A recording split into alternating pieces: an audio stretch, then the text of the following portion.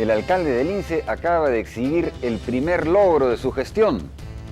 Ha creado, aunque usted no lo crea, la primera heroína cívica de ese distrito de Lima. Hace unas semanas se hizo pública la preocupación que generaba entre los vecinos del distrito las iniciativas del municipio sobre el Parque Castilla, uno de los principales pulmones de los pocos que tiene Lima. Aunque el alcalde argumentó que su proyecto no afectaría esta área verde, un grupo de vecinos se mantuvo vigilante contra un eventual arboricidio. E integrante de este grupo de vecinos que no ha hecho más que expresarse cívicamente es la señora Elsa Briceño de Maquí. Y contra ella se ha ensañado la intolerancia del alcalde César González, quien no ha tenido mejor idea que entablarle una absurda denuncia por amenaza de muerte, así como lo oye, amenaza de muerte. En un intento de intimidar esta vigilancia cívica, el alcalde argumenta que la pacífica señora Briceño ha contratado pandilleros para golpearlo.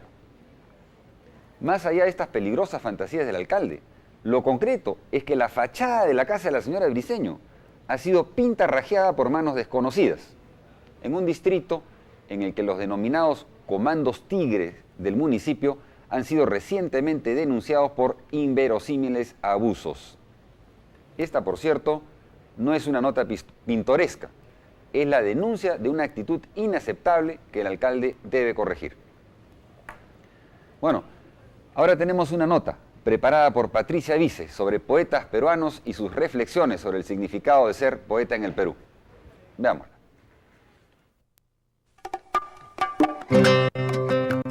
Uno de los motivos de orgullo que tenemos los peruanos, además de la comida y nuestro pasado, es la poesía. Somos un país de muchos y buenos poetas. ¿Será que la adversidad los hace buenos?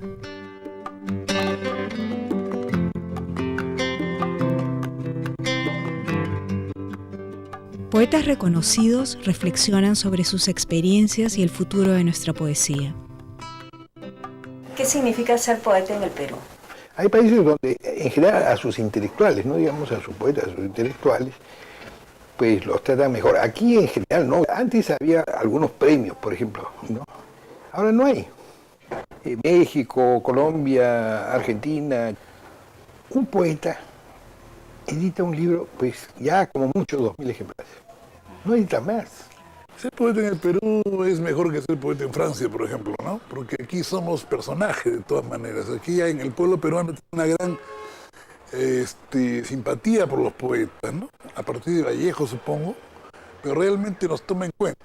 En América Latina en general hay una mejor percepción del poeta de lo que hay en Europa, ¿no? Casi siempre es un consuelo moral, una suerte de agradecimiento social que tú vas exigiéndole a tu sociedad, porque estás renovando la palabra, porque estás haciendo descubrimientos en el campo estrictamente literario, pero que ni siquiera tiene una buena y reconfortante gratitud de lectores, ¿no?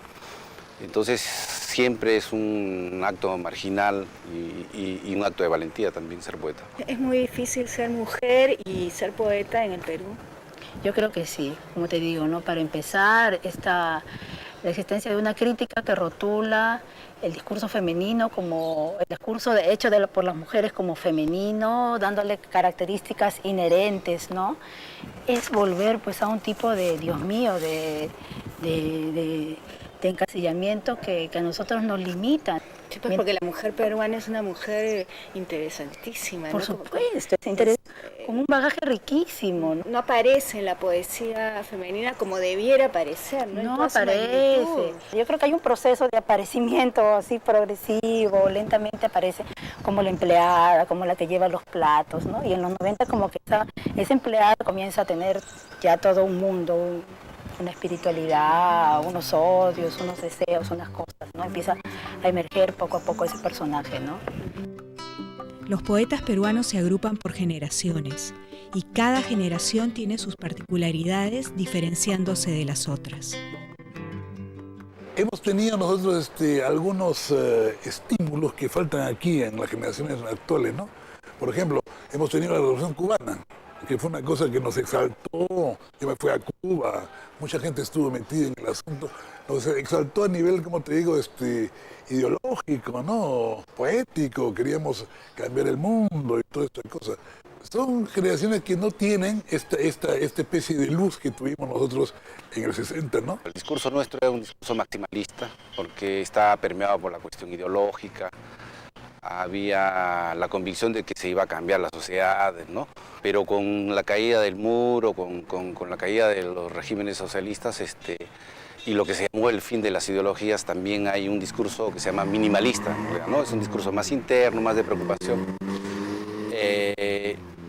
Pero no sé si esto lo han llegado también a empatar con problemas de tipo universal, que también se han presentado después, ¿no es cierto? O sea, como la ecología, el de los derechos civiles, la igualdad de géneros, la no violencia, ¿no es cierto? Ese tipo de discurso que yo todavía no veo en la poesía joven. Yo lo que veo es ahí la intrepidez de la cosa cotidiana, pero individual. Para escribirte un verso y descolgarte desde aquí hasta las ganas de la mañana ya por venir. La poesía es una cosa que nace de la vida, ¿no? Hay muchos que renuncian absolutamente a todo, ¿no? Hay una frase célebre, Paulo, todo el mundo la repite además entre los poetas. El 90% de un poeta tiene que ser estudio, trabajo y el 10% de talento, ¿no? Muchas mujeres más o menos del mundo popular están así, ¿no? Están así, entonces ese tipo de mujer es la que me interesa a mí representar, darle a algo que puede parecer feo, triste, deprimente, un aire festivo, ¿no? Y un final feliz, quizá, ¿no? ¿Existe el final feliz en el Perú? Yo creo que sí existe, un otro mundo es posible. Los dejamos con sus sueños, sus frustraciones y su valentía.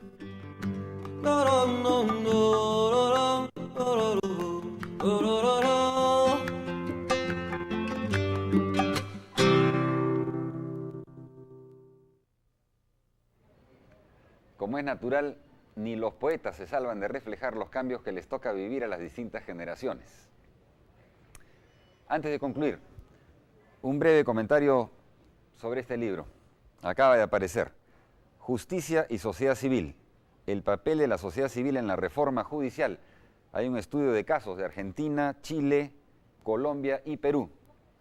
El capítulo sobre Perú, cambios en el sistema de justicia y sociedad civil en Perú de 1990 al 2002, ha sido escrito por David Lobatón, miembro del Instituto de Defensa Legal y profesor de la Pontificia Universidad Católica. Vale la pena. Bueno, eso ha sido todo por hoy. Gracias por su preferencia, les deseamos un feliz día y los esperamos el siguiente domingo siempre a las 9 de la mañana y sin rodeos.